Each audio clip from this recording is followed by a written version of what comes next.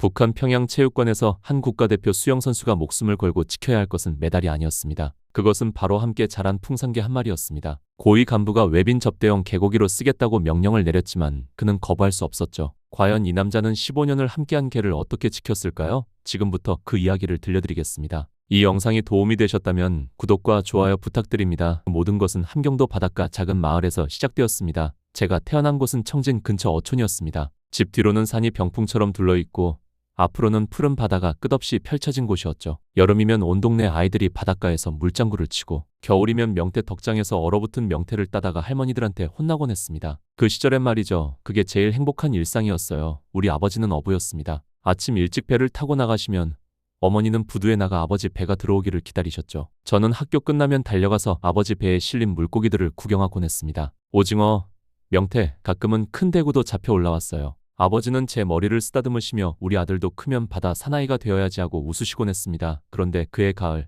태풍이 왔습니다. 기상대에서는 큰 바람이 온다고 했지만 배급이 자꾸 끊기던 시절이라 아버지는 며칠만 더 나가서 물고기를 잡아야 한다며 배를 타고 나가셨어요. 어머니가 오늘은 위험하니 쉬라고 말렸지만 아버지는 집에 쌀이 떨어졌잖아. 물고기라도 잡아야 식구들 먹여 살린다며 새벽에 나가셨습니다. 그날 오후부터 바람이 거세지기 시작했습니다. 파도가 집채만해지고 하늘은 먹구름으로 뒤덮였죠. 어머니는 부두에 나가 계셨고 저도 따라갔습니다. 동네 아주머니들이 모두 나와서 바다를 바라보고 있었어요. 하나둘 배들이 돌아왔지만 우리 아버지 배는 끝내 돌아오지 않았습니다. 사흘을 기다렸습니다. 어머니는 밤새 부두에서 서성이셨고 저는 어머니 옆에서 울지도 못한 채 바다만 바라봤어요. 마을 사람들이 이제 포기해야 한다고 했지만 어머니는 시신이라도 찾아야 한다며 매일 바다를 헤맸습니다. 장례도 제대로 치르지 못했어요. 유골도 영정사진도 없이 그냥 빈 상여만 메고 산에 올라가 절을 했습니다. 그렇게 우리 집은 하루아침에 홀어머니와 12살짜리 아들만 남게 되었습니다. 아버지가 돌아가신 지 한 달쯤 지났을 때였습니다. 저는 부두에 나가 멍하니 앉아 있었어요. 물고기 잡는 배들을 보면 아버지 생각이 나서 그래도 자꾸 그리로 발길이 향했습니다. 그날도 그렇게 부두 끝에서 파도를 보고 있었는데 갑자기 군부대 트럭 한 대가 부두로 들어왔어요. 트럭 뒤에는 군인 몇 명이 타고 있었고 짐칸에는 큰 상자 몇 개가 실려 있었습니다. 군인들이 내리는데 갑자기 트럭 뒤에서 하얀 무언가가 대굴대굴 굴러 떨어졌어요. 가까이 가보니 새끼 개였습니다. 순백색 털에 귀가 쫑긋한 풍산개 새끼였죠. 군인 하나가 이놈이 또 도망쳤네 하며 발로 개를 걷어찼습니다. 어차피 군견소로 끌고 가서 훈련시킬 놈인데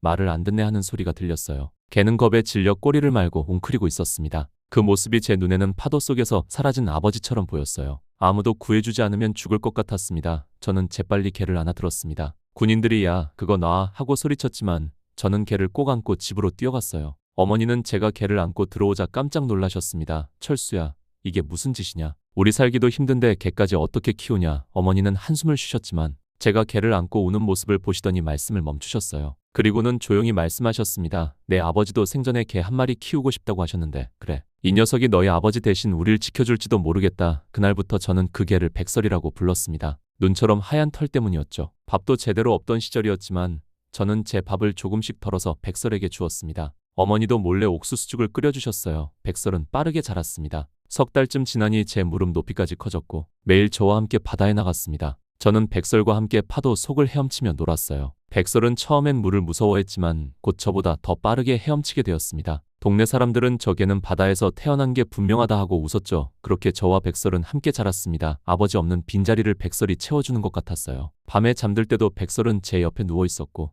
아침이면 제 얼굴을 핥으며 깨웠습니다. 바다에 나가면 백설은 제 앞에서 헤엄치며 길을 인도했어요. 여러분도 아시다시피 그 시절 북에서는 개를 키운다는 게 쉬운 일이 아니었습니다. 배급도 끊기고 사람도 굶어 죽는 판인데 개까지 먹일 여유가 어디 있었겠어요. 하지만 저는 백설을 포기할 수 없었습니다. 백설은 제 가족이었으니까요. 그때는 몰랐습니다. 이 작은 개 한 마리가 훗날 제 목숨을 구하고 자유로 가는 길을 함께 할 거라는 걸요. 백설과 함께 보낸 세월이 5년쯤 흘렀을 때였습니다. 그날도 저는 바다에서 헤엄을 치고 있었어요. 백설은 제 옆에서 파도를 가르며 같이 헤엄치고 있었죠. 그런데 갑자기 해안에서 누군가 저를 부르는 소리가 들렸습니다. 올라와 보니 군복 입은 남자가 서 있었어요. 너 이름이 뭐냐? 수영을 어디서 배웠냐? 알고 보니 그 사람은 군 체육지도원이었습니다. 마침 해안 순찰을 하다가 제가 헤엄치는 걸 본 거였죠. 그는 깜짝 놀란 표정으로 말했어요. 내가 17살이라고? 이 속도면 도 대표급이다. 당장 상급에 보고해야겠다. 저는 무슨 말인지 잘 몰랐습니다. 그냥 아버지를 생각하며 매일 바다에서 헤엄친 것뿐인데 갑자기 대단한 일이라도 한 것처럼 말하는 거였어요. 한 달쯤 지나자 마을에 공문이 내려왔습니다. 김철수 동무를 국가대표 후보 선발시험에 참가시키라는 내용이었죠.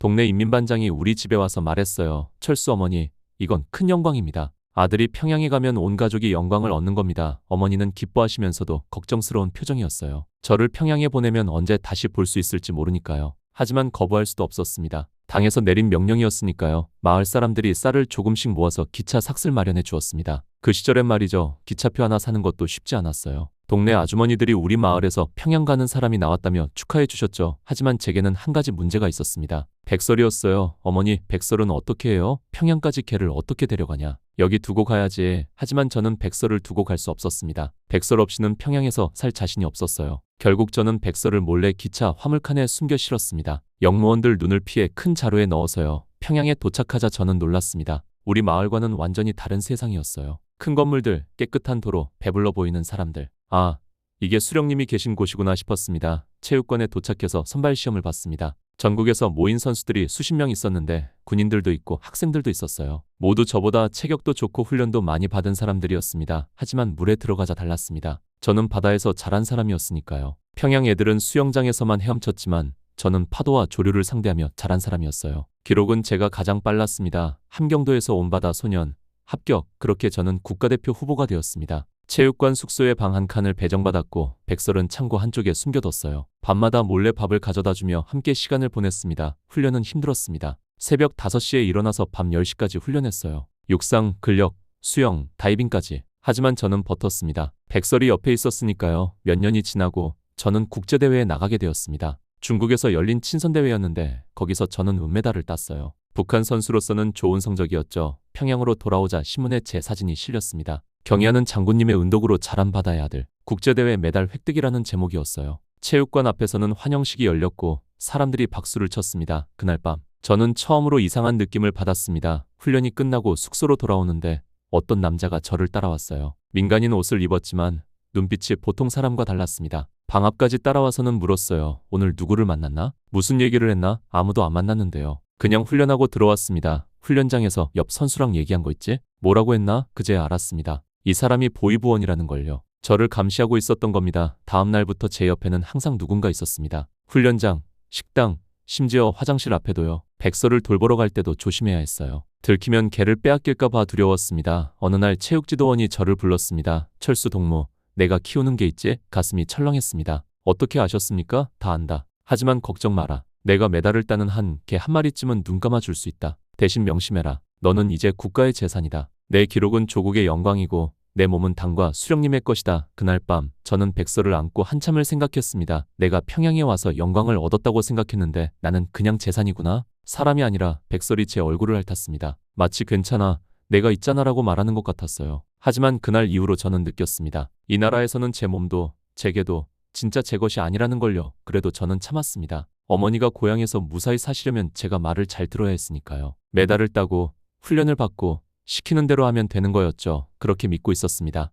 그때까지는요. 체제에 대한 첫 균열 국가대표 생활이 3년째 접어들 무렵이었습니다. 저는 이제 북한 수영계에서 나름 이름을 날리는 선수가 되어 있었어요. 국제대회도 몇 번 다녀왔고 메달도 여러 개 땄습니다. 평양 체육관에서는 저를 바다에서 온 영웅이라고 불렀죠. 그해 여름 저는 동남아시아 어느 나라에서 열리는 친선대회에 출전하게 되었습니다. 보위부원 2명과 체육지도원이 함께 따라왔어요. 비행기를 타고 외국에 가는 건 처음이었습니다. 호텔에 도착하자 저는 놀랐습니다. 방마다 텔레비전이 있고 수도꼭지에서는 따뜻한 물이 나왔어요. 복도에는 음식이 가득한 뷔페가 차려져 있었죠. 역시 사회주의 국가들은 다 잘 사는구나 싶었습니다. 그런데 그날 밤 호텔 방에서 텔레비전을 켰을 때 제 생각이 완전히 바뀌었습니다. 채널을 돌리다가 우연히 한국어가 들렸어요. 나만 뉴스 채널이었습니다. 저는 얼른 주위를 둘러봤어요. 보위부원이 보면 큰일 나는 거였지만 호기심을 참을 수가 없었습니다. 화면에는 서울거리가 나왔습니다. 밤인데도 불빛이 환했고 자동차들이 빽빽하게 다녔어요. 사람들은 모두 깨끗한 옷을 입고 있었고 뚱뚱해 보이는 사람도 많았습니다. 한 기자가 시장을 취재하고 있었어요. 요즘 물가가 올라서 서민들이 힘들다고 하는데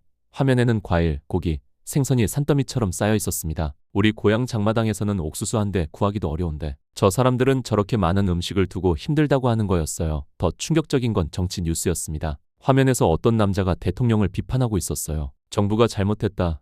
정책을 바꿔야 한다는 말을 아무렇지 않게 하고 있었습니다. 북에서는 상상도 할 수 없는 일이었죠. 저 사람들은 왜 감옥에 안 가지? 저렇게 말해도 되는 건가? 그때 문 두드리는 소리가 들렸습니다. 얼른 텔레비전을 끄고 문을 열자 보위부원이 서 있었어요. 뭐 하고 있었나? 그냥 일찍 자려고요. 텔레비전 봤지? 무슨 채널 봤나? 가슴이 쿵쾅거렸습니다. 북한 방송 찾다가 그냥 껐습니다. 보이부원은 한참을 노려보다가 말했어요. 철수 동무 경고한다. 남조선 방송은 절대 보지 마라. 저놈들이 우리를 유혹하려고 거짓 화면을 만드는 거다. 진짜가 아니야. 알겠나? 네, 알겠습니다. 하지만 이미 늦었습니다. 제 머릿속에는 그 화면들이 계속 맴돌았어요. 과일이 쌓인 시장, 불빛이 환한 거리, 정부를 비판해도 잡혀가지 않는 사람들, 경기가 끝나고 평양으로 돌아오는 비행기 안에서도 저는 계속 생각했습니다. 만약 저게 진짜라면? 만약 우리가 쏘은 거라면? 평양에 도착한 다음 날, 고향 어머니에게서 편지가 왔습니다. 편지를 펼쳐 읽는데 눈물이 났습니다. 어머니는 이렇게 쓰셨어요. 철수야, 편지 받으면 답장 좀 해다오. 요즘 배급이 석 달째 안 나와서 장마당에서 옥수수를 사 먹고 있다. 옥수수 한 킬로그램에 2,000원이나 하니 어떻게 살아야 할지 모르겠구나.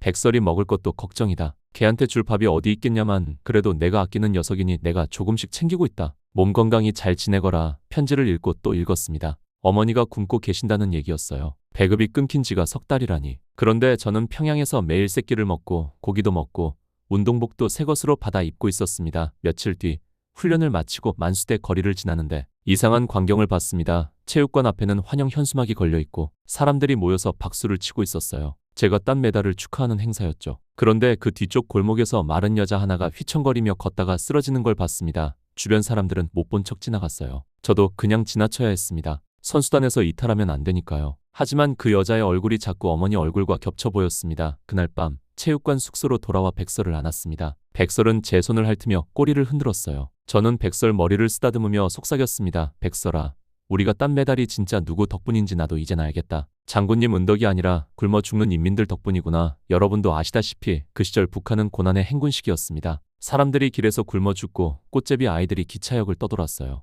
하지만 평양만은 달랐습니다. 평양 사람들은, 특히 저 같은 국가대표들은 배불리 먹고 살았죠. 저는 그제야 깨달았습니다. 제가 먹는 밥, 제가 입는 옷, 제가 사는 숙소, 이 모든 게 어디서 나온 건지요. 굶주리는 지방 인민들의 몫을 빼앗아서 평양 사람들에게 준 거였습니다. 메달을 목에 걸 때마다 환호하던 사람들 뒤에 쓰러져 가는 사람들이 있었어요. 제가 영광을 누릴 때마다 어머니는 옥수수죽으로 끼니를 때우고 계셨습니다. 그날 이후로 저는 달라졌습니다. 훈련을 하면서도 자꾸 생각했어요. 이게 맞는 건가? 이게 정말 우리가 배운 사회주의인가? 모두가 평등하다던 세상에서 왜 평양 사람과 지방 사람이 이렇게 다른 거지? 보위부원들은 제 표정이 어두워진 걸 눈치챘는지 자꾸 물어봤습니다. 요즘 무슨 생각하나? 얼굴이 안 좋은데. 아닙니다. 그냥 훈련이 힘들어서요. 하지만 진짜 이유는 달랐습니다. 저는 이미 균열이 시작된 거였어요. 체제에 대한 믿음이 조금씩 무너지고 있었습니다. 백설만이 제 진심을 알았습니다. 밤마다 백설을 안고 눈물을 흘렸어요. 백설아, 우리 어떡하지? 이 나라에서 어떻게 살아야 하는 거지? 그때는 몰랐습니다. 이 균열이 점점 커져서 결국 저를 바다로 몰아넣을 거라는 걸요.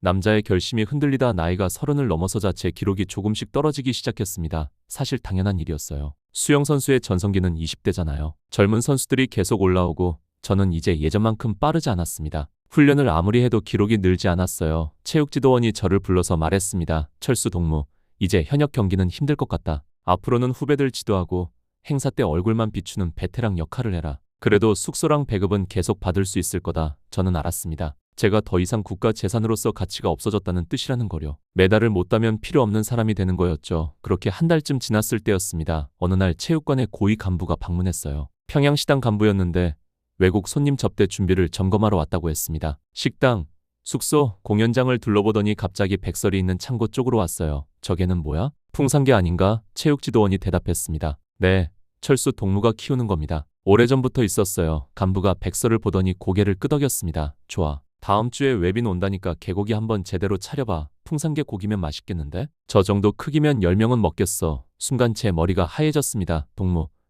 저게는 왜? 문제 있나? 어차피 걔 한 말이 아닌가. 국가 행사에 쓰이면 영광 아닌가. 저는 아무 말도 할 수 없었습니다. 거부하면 반당분자가 되는 거였어요. 간부가 떠난 뒤 체육지도원이 제 어깨를 두드렸습니다. 철수, 미안하다. 하지만 어쩔 수 없다. 며칠 뒤에 백설이를 도축장으로 보내야 한다. 그날 밤 저는 백설을 안고 한참을 울었습니다. 백설은 이제 7살이었어요. 저와 함께 15년을 보낸 가족이었습니다. 아버지가 돌아가신 날 만났고 평양까지 함께 왔고 외로운 밤마다 제 옆을 지켜준 녀석이었어요. 백설아, 미안해. 내가 너를 못 지켜주네. 내가 무능해서. 백설은 제 얼굴을 핥으며 꼬리를 흔들었습니다. 아무것도 모르는 표정이었어요. 며칠 뒤면 자기가 죽는다는 걸 모르고 그저 주인이 울고 있으니 위로하려는 것 같았습니다. 다음 날 저는 고향 어머니에게 전화를 걸었습니다. 공중전화에서 겨우 연결이 되었어요. 어머니 목소리가 들렸습니다. 철수야, 웬일이냐? 무슨 일 있냐? 어머니, 백설이를 말을 잇지 못하고 울었습니다. 어머니는 한참을 듣고 계시다가 말씀하셨어요. 그래, 그렇구나. 너도 참 힘들겠다. 어머니, 저 무능한 놈입니다. 개 한 마리도 못 지키는 놈이. 어머니는 한숨을 쉬셨습니다. 철수야, 내 잘못이 아니다. 이 나라가 그런 곳이야. 사람도 개도 다 먹고 살려고 죽이는 세상이 되었어. 여기도 마찬가지다. 장마당에서 개고기 파는 거 봤냐? 다들 굶주려서 키우던 개도 잡아먹는단다. 어머니, 하지만 철수야, 잘 들어라. 내가 아니면 백설이를 지켜줄 사람이 없다. 내가 포기하면 그 녀석은 끝이야. 어떻게든 방법을 찾아봐라. 엄마는 내가 뭘 하든 이해한다. 전화를 끊고 저는 한참을 서 있었습니다. 어머니 말씀이 계속 맴돌았어요. 내가 아니면 백설이를 지켜줄 사람이 없다. 그 말이 제 가슴을 쳤습니다. 그날 밤 저는 결심했습니다. 나는 이 나라에서 사람도 내 개도 제대로 못 지키는 남자구나. 그럼 이제 어떻게 해야 하지? 답은 하나뿐이었습니다. 여기서 벗어나는 것, 이 땅을 떠나는 것. 여러분도 아시겠지만 탈북은 목숨을 거는 일입니다. 실패하면 본인은 물론 가족까지 다 끝장나는 거예요. 연좌제로 정치범 수용소에 보내지거나 공개 처형될 수도 있습니다. 하지만 저는 더 이상 참을 수 없었습니다. 백설이를 지키지 못한다면 살아서 뭐 하겠어요. 어머니를 굶주리게 하면서 평양에서 잘 먹고 사는 게 무슨 의미가 있겠습니까? 그날 이후로 저는 준비를 시작했습니다. 먼저 군 체육교관으로 자원 발령을 신청했어요. 후배 지도만 하지 말고 군대에 가서 병사들 수영 가르치겠다고 했죠. 체육관에서는 좋아했습니다. 국가대표 출신이 군에 가서 봉사하니 선전거리가 되는 거였어요. 배치된 부대는 동해안 어느 곳이었습니다.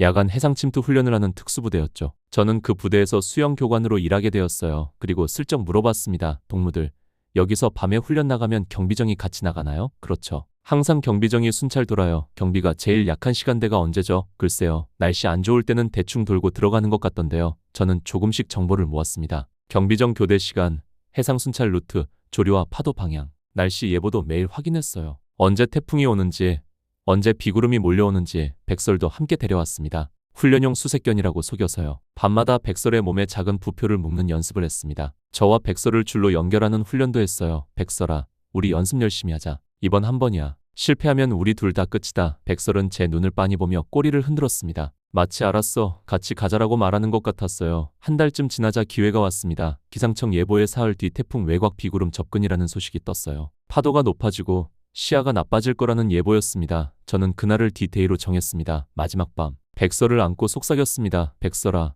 내가 너를 놓치면 넌 바다에 빠져 죽고 내가 나를 놓치면 나도 끝이야. 우리 둘 다 목숨을 걸어보자. 아버지가 돌아가신 그 바다를 이번엔 우리가 건너는 거야. 백설은 제 손을 핥았습니다. 저는 알았습니다. 이제 돌아갈 곳은 없다는 걸, 성공하거나 죽거나 둘 중 하나라는 걸. 하지만 후회는 없었습니다. 이대로 사느니 차라리 바다에서 죽는 게 나았으니까요. 그날은 2015년 9월 15일이었습니다. 새벽부터 먹구름이 몰려왔어요. 기상청 예보대로 태풍 외곽 비구름이 동해안으로 접근하고 있었습니다. 파도가 점점 높아지고 바람이 거세지기 시작했죠. 부대 훈련 담당관이 말했습니다. 오늘 저녁 훈련 어떻게 하지? 날씨가 안 좋은데. 저는 일부러 태연하게 대답했어요. 이런 날씨에도 훈련해야 실전 같습니다. 병사들한테 좋은 경험이 될 겁니다. 그래? 그럼 짧게 돌고 들어오자. 1시간만. 오후 8시.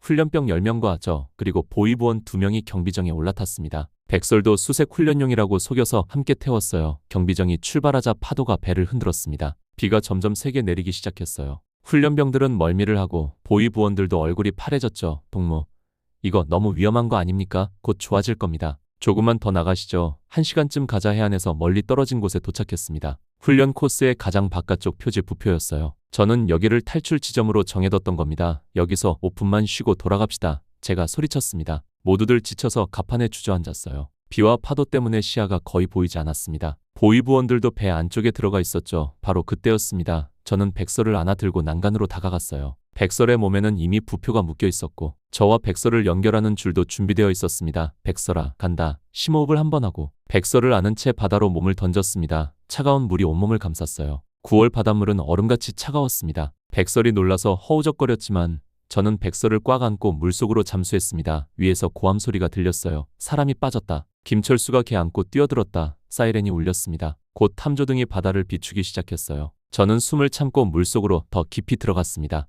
백설도 본능적으로 다리를 움직이며 같이 헤엄쳤어요. 탕탕 총소리가 들렸습니다. 총알이 물속으로 들어왔지만 파도 때문에 방향이 엉망이었어요. 저는 계속 남쪽으로 헤엄쳤습니다. 아버지가 알려주셨던 조류를 따라갔죠. 이 조류를 타면 남쪽으로 흘러간다고 하셨어요. 10분쯤 지나자 경비정 소리가 멀어졌습니다. 파도와 비바람 때문에 저희를 찾지 못하는 것 같았어요. 하지만 안심할 수 없었습니다. 곧 다른 경비정들이 올 거고 아침이 되면 헬기까지 뜰 테니까요. 백설아, 계속 가야 해. 멈추면 안 돼. 백설은 제 옆에서 열심히 헤엄쳤습니다. 저희는 줄로 묶여 있었어요. 제가 지치면 백설이 끌어주고 백설이 힘들면 제가 끌어주는 식이었죠. 1시간, 2시간, 3시간이 지났습니다. 팔과 다리가 천근만근 무거워졌어요. 이제 30이 넘은 몸이라 체력이 예전 같지 않았습니다. 심장이 터질 것 같았고 숨이 목까지 차올랐죠. 이러다 죽는 건가? 그때 백설이 제 앞으로 헤엄쳐 왔습니다. 마치 따라와 하는 것처럼 앞에서 길을 열어줬어요. 파도를 가르며 방향을 잡아주는 것 같았습니다. 여러분도 아시다시피 풍산개는 영리한 개입니다. 백설은 어렸을 때부터 저와 바다에서 자란 개였어요. 파도를 잃는 법을 알았죠. 저는 백설을 따라갔습니다. 팔이 끊어질 것 같았지만 백설이 앞에서 헤엄치는 걸 보니 힘이 났어요. 백설이도 저렇게 버티는데 내가 포기하면 안 돼. 4시간째. 저는 거의 정신을 잃을 지경이었습니다. 입술이 파래지고 온몸이 얼어붙었어요. 손가락 감각도 없었습니다. 백설도 점점 느려지고 있었죠. 아버지, 어머니, 미안합니다. 저 못 갈 것 같습니다. 그때 하늘에서 빗줄기가 내려왔습니다. 처음엔 북한 경비정인 줄 알고 깜짝 놀랐어요. 하지만 엔진 소리가 달랐습니다. 더 크고 더 웅장한 소리였어요. 저기 사람 있다. 걔도 있어. 한국말이었습니다. 남한 해경이었어요. 탐조등이 저희를 비췄습니다. 곧 밧줄이 내려왔고 해경대원들이 물속으로 뛰어들었어요. 괜찮습니까? 지금 구조합니다. 저는 백설을 먼저 밀어 올렸습니다. 해경대원이 백설을 받아 배로 끌어올렸어요. 그 다음 제 몸도 밧줄에 묶였습니다. 배 위로 올라가자 누군가 제 등을 두드렸습니다. 정신 차리세요. 이제 안전합니다. 저는 갑판에 쓰러졌어요. 백설도 제 옆에 쓰러져 있었습니다. 우리 둘 다 숨만 헐떡이고 있었죠. 해경대원이 담요를 덮어주며 물었습니다. 북에서 오신 겁니까? 그런데 걔는 왜 데리고 오셨어요? 저는 백설을 쓰다듬으며 대답했습니다. 이게 제 가족입니다. 가족을 두고 올 수 없었어요. 대원이 고개를 끄덕였습니다. 대단하십니다. 걔 안고 이 바다를 건너다니 살고 싶은 마음이 얼마나 간절했으면 저는 눈물이 났습니다. 살았다는 안도감 때문이었을까요?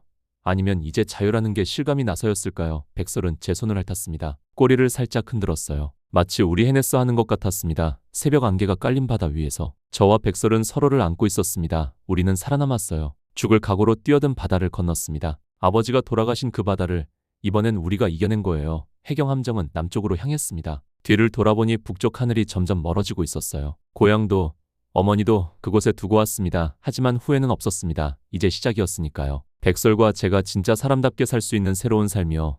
남한 도착과 조사 해경 함정이 속초항에 도착한 건 그날 아침 7시쯤이었습니다. 저는 담요에 감싸인 채 갑판에 누워 있었어요. 백설도 제 옆에서 떨고 있었죠. 해경대원들이 따뜻한 차를 가져다주고 응급처치를 해줬습니다. 손발이 얼어서 동상 위험이 있습니다. 빨리 병원 가셔야 해요. 항구에 도착하자 구급차가 대기하고 있었어요. 하지만 제 눈에 먼저 들어온 건 검은 승용차 2대였습니다. 양복 입은 남자들이 서 있었죠. 국정원이었습니다. 김철수 씨 맞습니까? 저희는 국가정보원입니다. 잠깐 이야기 좀 나눠야겠습니다. 저는 고개를 끄덕였어요. 탈북자는 무조건 국정원 조사를 받는다는 건 알고 있었습니다. 백설이는요? 제게는 어떻게 되나요? 걔도 같이 가야죠. 일단 격리 검사부터 받아야 합니다. 백설을 수의사가 데려갔어요. 저는 백설과 떨어지기 싫었지만 어쩔 수 없었습니다. 백설은 떨어지며 제게 계속 짖었어요. 마치 가지 마 하는 것 같았습니다. 국정원 조사실로 옮겨진 건 그날 오후였습니다. 조사관 2명이 저를 마주 앉았어요. 한 사람은 나이가 50대쯤 되어 보였고 다른 한 명은 30대 초반 같았습니다. 김철수 씨, 일단 무사히 도착하신 거 축하드립니다. 하지만 확인할 게 좀 있어서요. 조사는 생각보다 길었습니다. 출신 지역, 가족 관계, 북한에서의 직업,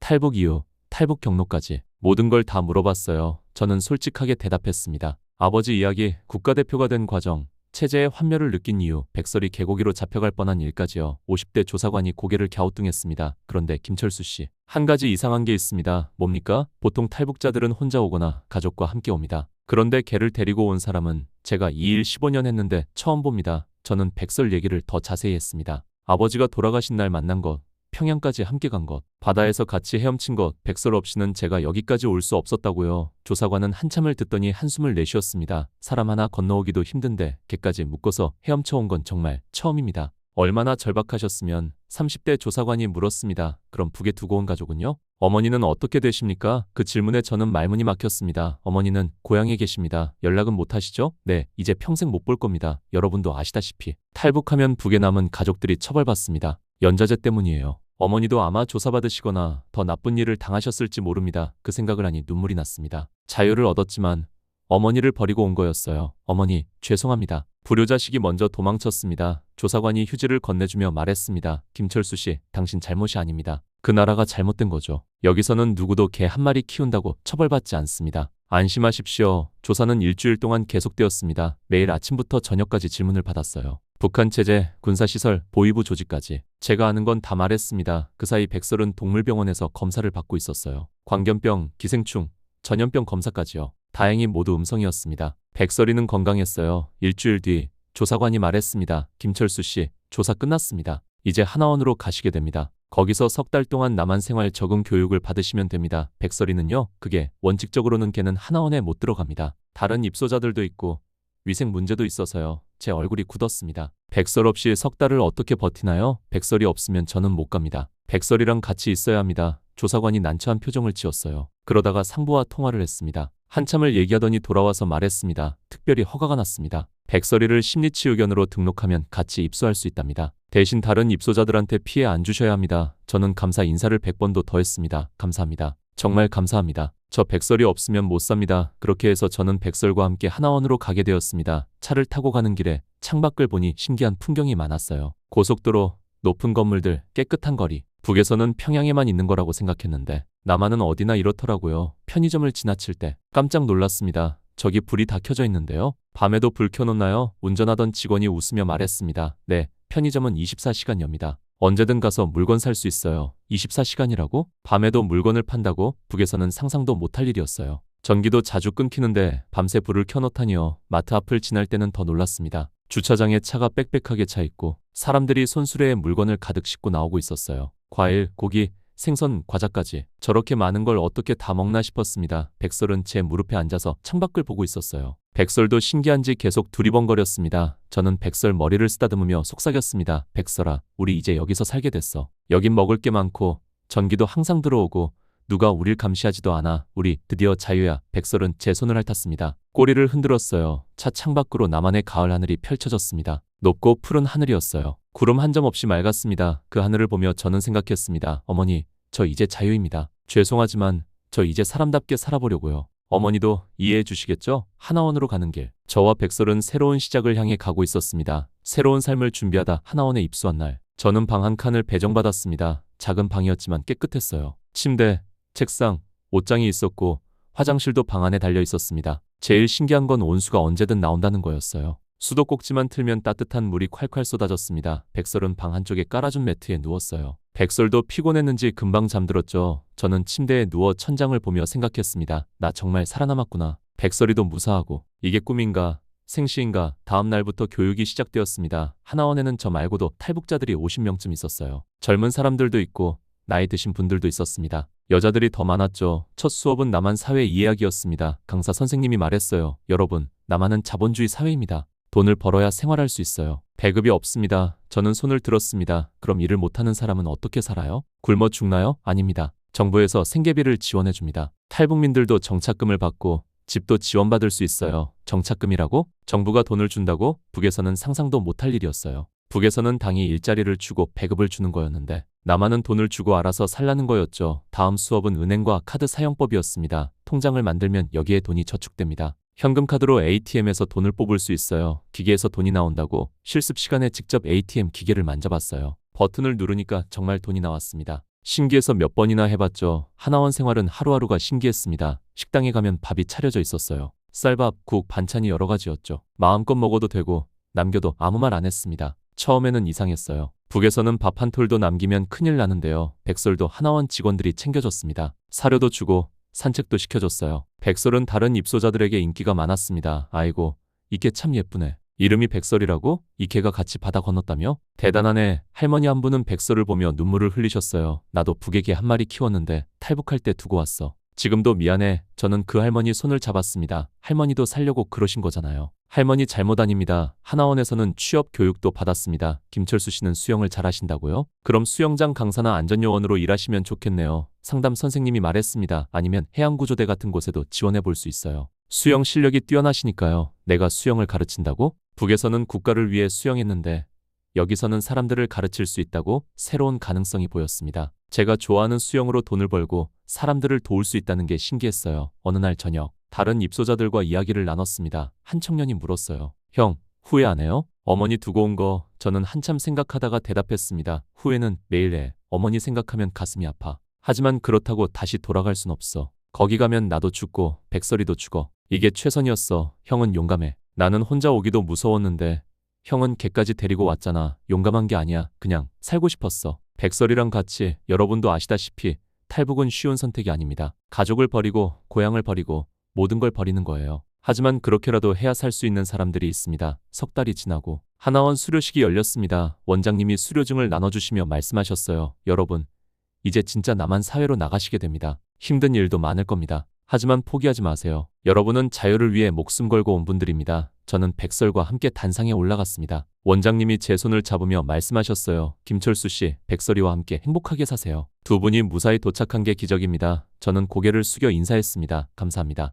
열심히 살겠습니다. 수료식이 끝나고 저는 방으로 돌아와 짐을 쌌습니다. 많지 않았어요. 옷 몇 벌, 책 몇 권, 백설 사료랑 줄, 이게 제 전 재산이었습니다. 백설은 제 옆에서 꼬리를 흔들며 앉아 있었어요. 마치 이제 어디가 하고 묻는 것 같았습니다. 백설아, 우리 이제 진짜 세상으로 나간다. 좀 무섭긴 한데 그래도 우리 함께니까 괜찮을 거야. 창밖을 보니 해가 지고 있었습니다. 노을이 아름다웠어요. 주황빛, 분홍빛 하늘이었죠. 저는 그 노을을 보며 생각했습니다. 어머니, 저 지금 노을을 보고 있습니다. 예전에 어머니랑 바닷가에서 같이 봤던 노을이랑 똑같네요. 어머니도 지금 고향에서 이 노을을 보고 계실까요? 눈물이 났습니다. 하지만 슬픈 눈물만은 아니었어요. 감사한 눈물이기도 했습니다. 살아남았다는 것, 자유를 얻었다는 것, 백설과 함께 있다는 것, 이 모든 게 감사했습니다. 다음 날 아침, 저는 백설과 함께 하나원을 나왔습니다. 밖에는 차가 대기하고 있었어요. 저를 새 집으로 데려다줄 차였습니다. 차에 오르며 뒤를 돌아봤습니다. 하나원 건물이 점점 멀어지고 있었어요. 석 달 동안 지낸 곳이었죠. 안녕, 하나원. 고마웠어. 차는 서울로 향했습니다. 새로운 삶을 향해 백설과 저는 함께 가고 있었습니다. 수영 코치와 구조견으로 사는 날들 하나원을 나온 저는 경기도 작은 도시에 정착했습니다. 정부에서 지원받은 작은 아파트였어요. 방 2개짜리였는데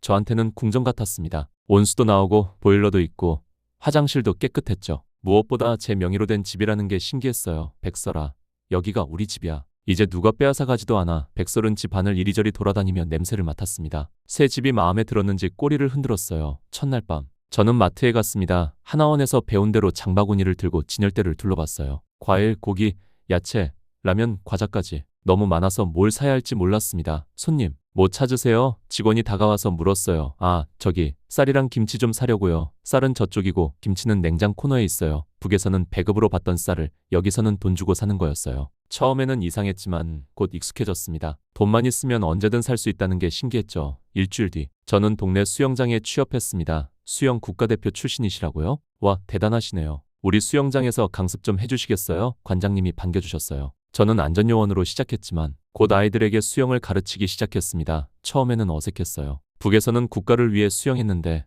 여기서는 아이들이 물놀이 하는 걸 가르치는 거였으니까요. 선생님, 저 물 무서워요. 6살짜리 아이가 울먹이며 말했습니다. 괜찮아. 선생님이 잡아줄게. 천천히 해보자. 아이를 안아서 물에 천천히 넣어줬어요. 아이는 처음엔 떨었지만 제 손을 잡고 조금씩 적응했습니다. 선생님, 저 떴어요. 제가 물에 떴어요. 아이가 웃으며 소리쳤을 때 저는 뭔가 뭉클한 걸 느꼈어요. 북에서는 메달 딸 때도 이런 감정은 못 느꼈는데 아이 하나가 수영을 배우는 걸 보니 더 기뻤습니다. 백설도 수영장에 종종 데려갔어요. 아이들이 백설을 보면 좋아했거든요. 강아지다. 저 강아지 수영해요?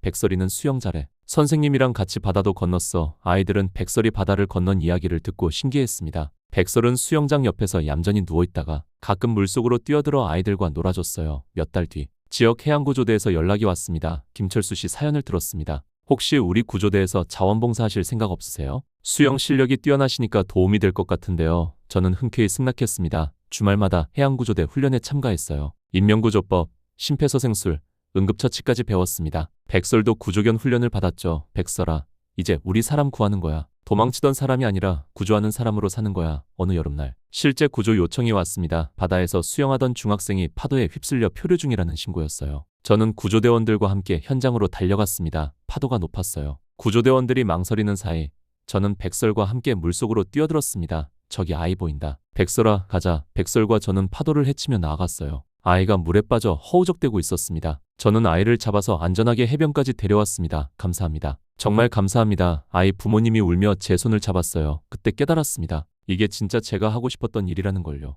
국가를 위한 메달이 아니라 사람을 살리는 일, 이게 진짜 의미 있는 수영이었습니다. 밤에 집으로 돌아와서 저는 혼자 수영장 물 위에 떠 있곤 했습니다. 물 위에 누워 하늘을 보면 북쪽 하늘이 보였어요. 고향 하늘, 어머니가 계신 곳. 어머니, 저 잘 살고 있습니다. 백설이랑 같이요. 사람들 가르치고 사람들 구하고 살아요. 어머니도 건강하시죠? 언젠가는 다시 만날 수 있겠죠? 여러분도 아시다시피 남과 북은 아직 갈라져 있습니다. 저는 여기서 자유롭게 살지만 북에 남은 사람들은 아직도 굶주리고 억압받고 있어요. 어머니도 그곳에 계시죠? 가끔 뉴스에서 북한 소식이 나오면 가슴이 아픕니다. 인터넷으로 북한 사진을 찾아보기도 해요. 혹시 어머니 모습이 보일까 싶어서요. 하지만 찾을 수가 없습니다. 그래도 저는 희망을 잃지 않습니다. 언젠가는 통일이 될 거라고 믿어요. 그때가 되면 저는 백설과 함께 고향에 갈 겁니다. 어머니를 찾아뵐 거고 아버지 산소에도 갈 거예요. 아버지, 제가 아버지가 돌아가신 그 바다를 건넜습니다. 백설이랑 같이요. 아버지도 자랑스러우시겠죠? 마트에서 물건을 살 때마다 신기합니다. 사과, 배, 고기,